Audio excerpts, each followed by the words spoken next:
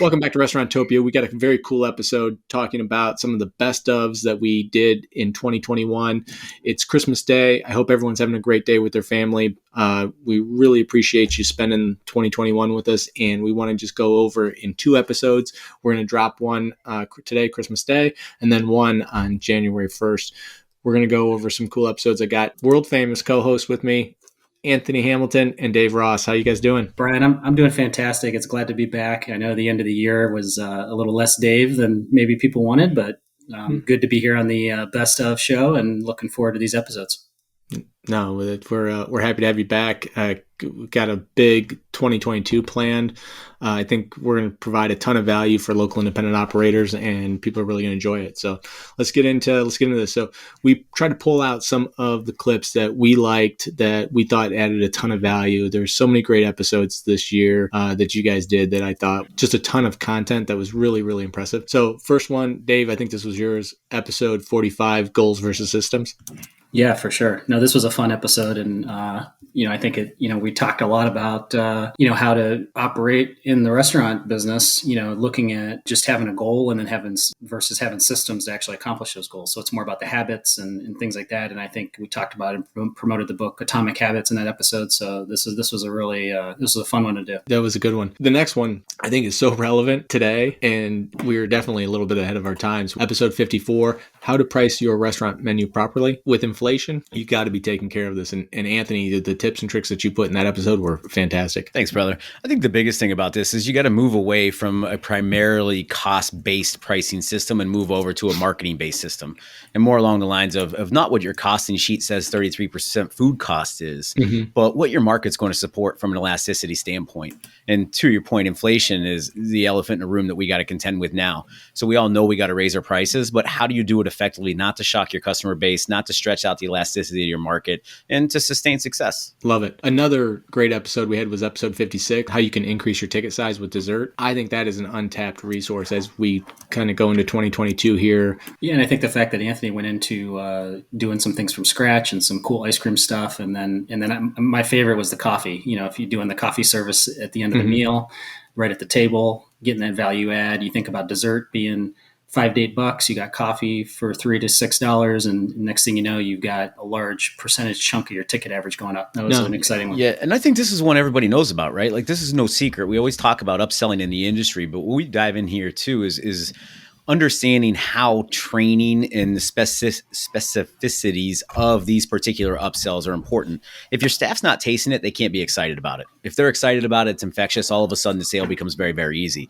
But if you're not investing the time in giving your staff the requisite training to where they're jazzed, enthused, and they know everything about what they're trying to sell, then you're doing yourself an injustice. Well, and you also have $10 increase on a 4-top per person.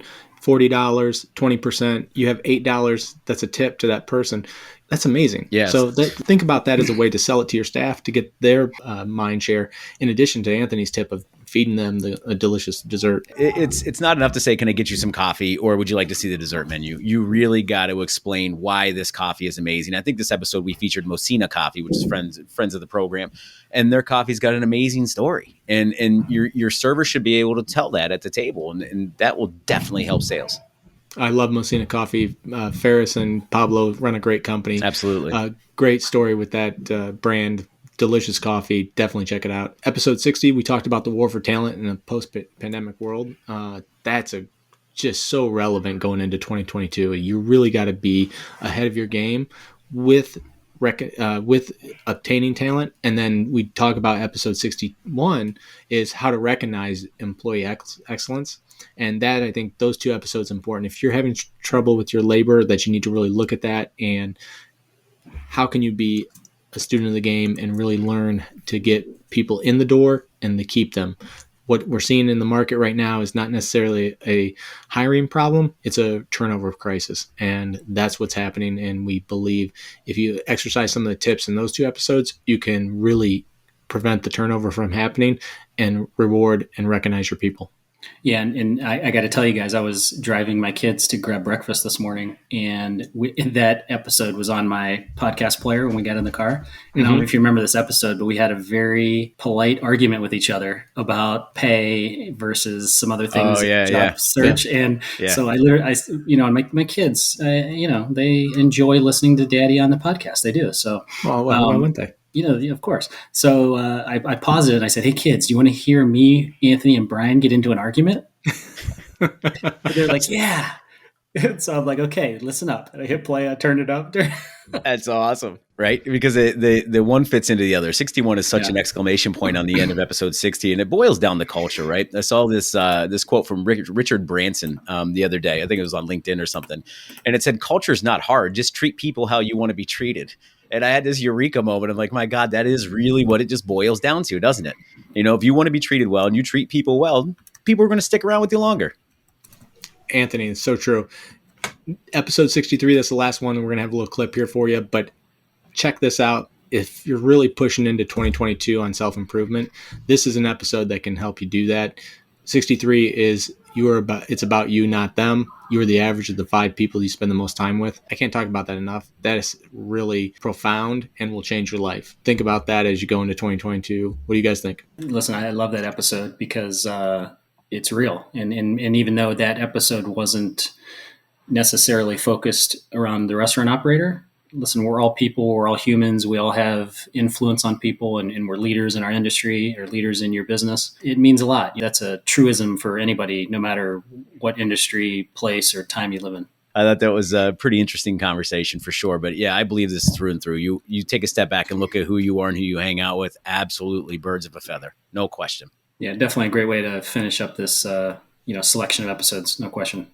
Awesome, guys. Hey, check these out. We're going to roll right into our best of clips that we hope you enjoy. Check them out. Check out the full episodes if you hear something you want to hear more about. If you got any questions or any topics that you want us to hit in 2022, reach out to us. Thank you so much. Really appreciate it. Anthony, Dave, have a great rest of your Christmas. Hey, likewise, brother. Thank you so much.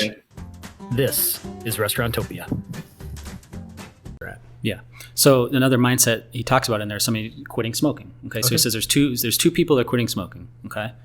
Anthony walks up, offers the first one a cigarette. Okay. The first one declines a cigarette by saying, "No, I'm trying to quit." Okay. Reasonable response. Okay. No, I don't know when I'm trying to quit. The second person responds. He goes to hand the cigarette. Second person responds, "No, I'm not a smoker." Okay.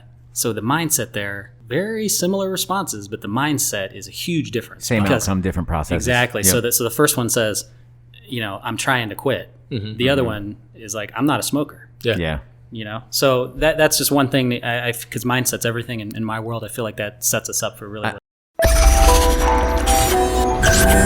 You know what I mean? And he talks about like, who are you not for? Yeah. Maybe can help you get there even quicker. Like, everybody. We're there for everybody. No, like, who's your customer? Everybody. No. Come on. But that's so real. It is. Yeah. It's like the server that goes, "Well, what's good here? Everything's good." Yeah. No. Okay. It's like our podcast. Like, we're for local independent restaurant owners and operators.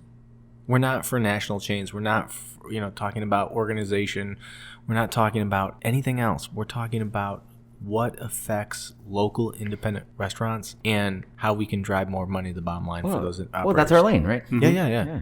No, that's it. Yeah. But why do you think, as a pizza shop in Parma, Ohio, that you're for everybody? Like, no, you have an audience. Target that audience. Serve that audience. Be there for them. It's pretty hard though, man. By nature, hospitality folks want to make everybody happy. No. I think it's we want to be everything to everyone. Of course. No, to the detriment of everyone. Sometimes. Absolutely. You become a generalist instead of a specialist. Exactly. Plain and simple. Exactly.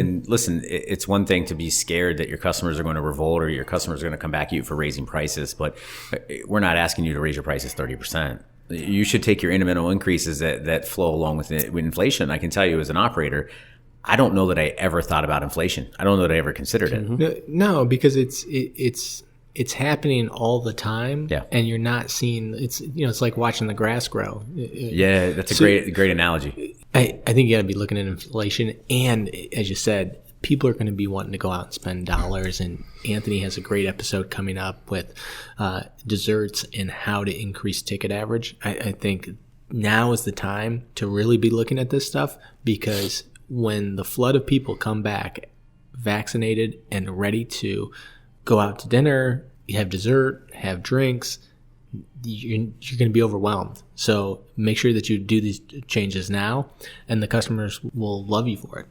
Yeah, so I want to walk through a scenario of inflation with you guys. Okay, so let's say you've got a restaurant doing $1 million in sales, just because it's a round number. Okay. Mm-hmm. Normal inflation, I think you can probably, it's going to be 3 to 4% if you average it out. Yeah. Okay. Mm-hmm. If you got a restaurant with $1 million in sales, you're purchasing in food probably around $300,000 in food a year if you're running 30%. Okay. Now, again, I'm just using these to make these round numbers. No. Okay. 3.5% inflation is just over $10,000. It's $10,500. Okay, a year that you're going to spend more. Okay, if you do nothing. Okay. Now listen, if you do nothing that year, that money is gone. That $10,500 is gone. Gone. It's gone. Yeah. Okay. Yeah. Let me ask you a question, all you mathematicians out there. So if you got 3.5% inflation, okay, how much of a menu increase do you need to make that year to make up that $10,000? Oh, this is a good one. I know. Okay, so here's the deal. If your staff's not excited about your desserts, guess what? You're not selling desserts. No. You're not. And a lot of times we pull out a cheesecake that's from a company or a prefabricated. Not that there's anything wrong with that. No. But I think if you want to take that next step and get that craveability factor. And the wow factor. Yeah. And then you talk about the food costs as well. Yeah. You can make the things I'm going to show you really, really easily just with a few basic ingredients and almost zero technique. That's awesome. What you want to do is train up your staff, make sure that you're putting forth a really good script on how to sell these desserts. The desserts have the wow factor. I think you can add 3 to 5, maybe even 1 or 2 to your menu. That will be a showstopper. And we're going to have a special guest, Pablo Lopez, at the end of the show with coffee. One of the things you start off with at the top, I looked at a lot of recruiting. Do a better job on your job descriptions. Just do a better job of advertising yourself. Do a better job of advertising your culture. Yes, wages are very important. But also, too, to your guys' point, people are more selective now. That's only one piece of the puzzle. What is it about your organization that makes people have to work there or want to work there? Brag about that. And I'm speaking for myself here. I did a half-assed job. Yeah. Looking for talented individuals who are dedicated to work in a fast-paced environment. Yeah. And that was my entire post. Needs to know how to operate a knife, and then that's the entire post. It's like, well, come on, what's your organization like? What do you believe in? What kind of customers do you serve? Truth be told, it didn't matter back in the day. Everybody needed jobs. But you tell some great stories about pulling people out of the alley. That is all changed. This is all new. Yeah, agreed wholeheartedly. It's a trend of increased wages as much as we think it's kind of blasphemous, but it truly, this happens all the time in labor shortage across all industries. This is the first to go to is we try to attract with more wages. But as your point, it's attractive initially to my point, but then to your point, it's more of a fallacy on the back end because the money wears off. The newness of the money wears off. It's not as exciting anymore. I think going to employees and talking to them and recognizing them, I know Anthony's talked about this in the past, but like knowing their names and having that personal connection. Also, in this age of just so many people suffering from mental health issues and all the stress that the pandemic has caused, even though we're coming out of it here, I really want you to talk to your employees and make sure that they're okay. Recognizing them for the good things that they're doing, but also asking them, how are you doing? I did that a lot. But what it boils down to is a vested interest in your staff. Yeah. That human connection. You're not just a number. I care about you. I care about your dog that just got back from the vet. Yeah. I care about your car repairs. I care about all that stuff. The fact that the dog just got back from the vet. Correct. Yeah, you know what I mean? Yeah. But it was easy because I'm the type of person who does care. You know, and I don't know. I mean, I guess people are naturally built that way, but some people don't express it well. But boy, I can tell you how far that goes from a leadership standpoint. And people, you break down all the barriers of work and all the BS that goes around it. And you say, hey, we're humans here connecting. Because, I phased out friends in life where I've just kind of taken, I've not thought about it, but I'm like, okay, look, this person's not bringing any equity into my life. And I have a couple people in mind right now that were long-standing friends from growing up, and it was just kind of you drift away. But it was never a strategy. It was never really conscious thought. I never had a pragmatic plan behind it. So have you guys practiced this before? Well, I think... Can you name names? But you've... I can name one. There's some court paperwork that got rid of one of them. There used to be 4 people on this podcast. But about to be 2. Yeah. No, I can't tell you that I've gone through this strategy, but just like you've done, like I guess what I'm doing is I'm trying to give like a pragmatic, systematic, easy way for somebody to get started on this. And even if they don't do it this way, it again, I'm setting somebody's mind, hopefully, up for, okay, here's the things, you know what I mean? And like, listen, we're all intelligent human beings and people. And like when you leave an interaction with a person, how you felt. And again, habits for whatever reason or circumstances bring you back into that person's life. But are you going to continue to do that? It's not that they're bad people. It's about you. Focus on you. You know what I mean? And this isn't about bashing other people. This is about focusing on yourself. No, this is a high quality pod. Thank you, everybody. Take care. Adios. Thank you for listening to Restauranttopia. The gratitude that we have for each and every one of you spending your precious time to listen to this podcast is immeasurable. Please make sure to tell a friend about this podcast. And also, if you have any feedback for us, visit us on restauranttopia.com and drop us a line. You can also subscribe on your favorite place to listen to podcasts. Thank you and have a great day. We also want to thank our sponsor, Hillcrest Food Service. If you are a local independent restaurant and are looking for a distributor who has chef and operational consulting, provides marketing support, does menu reviews, and most importantly, wants you to be successful, reach out to Hillcrest Food Service at hillcrestfoods.com. Hey, buddy, how you doing? Man, I'm good. It's Christmas. And where do you think Dave's at? That's a great question, man. I know where he's at. He is on kayak right now, trying to find flights to the Super Bowl. He's trying to find flights and hotel rooms. Yes, he thinks the Buffalo Bills are going the entire way. I don't know, man. Buffalo's just in front of Cleveland. Oh, he doesn't want to admit it, but he is. They're pretty far out there. Yeah, no doubt, man. So for the first episode 1 of Best Of, I have my Restauranttopia shirt. Here it is. Okay. Everybody got it? Good look at that? Okay. Oh, yeah, Hold on. That's good. Oh, we got a wardrobe change? Nice. That's my yoga shirt. Got my Discipline Equals Freedom shirt. Good. Oh, thanks. Also known as Anthony's yoga shirt. It is. Not the same one, though. We have separate copies. No, we ship it back and forth. Gratitude is the attitude. Gratitude is the final one. I love that. Everybody. He's like a walking inspirational quote. I know. Yes, there it is. All for you guys. I love it, man.